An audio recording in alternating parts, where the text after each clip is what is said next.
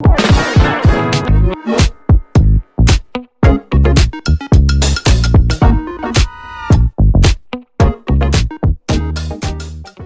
cérémonie d'ouverture des Jeux Olympiques de Paris 2024 promet d'être grandiose avec la confirmation de la présence de plusieurs vedettes telles que Lady Gaga, Céline Dion, Juliette Armanet et Aya Nakamura.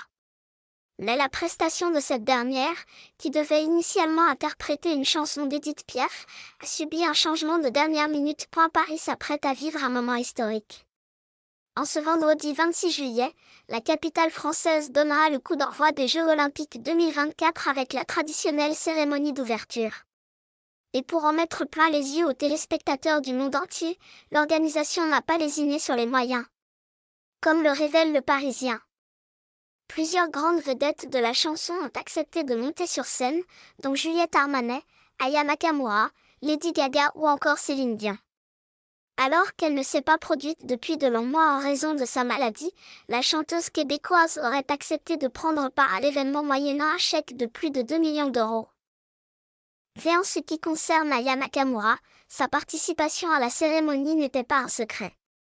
Lorsque le président Emmanuel Macron avait évoqué le sujet pour la première fois, cela avait d'ailleurs fait polémique. La chanteuse avait fait l'objet de commentaires racistes particulièrement choquants après la proposition du chef de l'État de la voir reprendre des tubes d'Edith Piaf. Plusieurs vedettes s'étaient alors mêlées à l'affaire, n'hésitant pas à donner leur avis sur la question. Je pense qu'elle devrait chanter son titre Dja, pas venir avec une reprise. Aya Nakamura parle le langage des jeunes, de sa génération, avec une culture de mots qui sont connectés avec l'air du temps. Chante Dja. Viens chanter et honorer qui tu es, avait notamment estimé la chanteuse Nadia. Comme le révèle Le Parisien dans son édition du jeudi 25 juillet, le projet de voir Aya Nakamura chanter du Edith Piaf a été abandonné. C'est Céline Dion qui reprendra finalement le répertoire de la môme.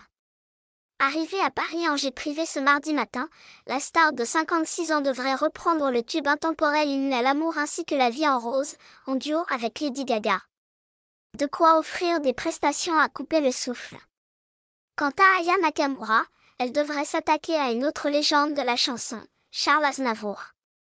En revanche, nos confrères n'ont pas précisé quel morceau du chanteur, décédé en octobre 2018 à l'âge de 94 ans, elle devrait reprendre.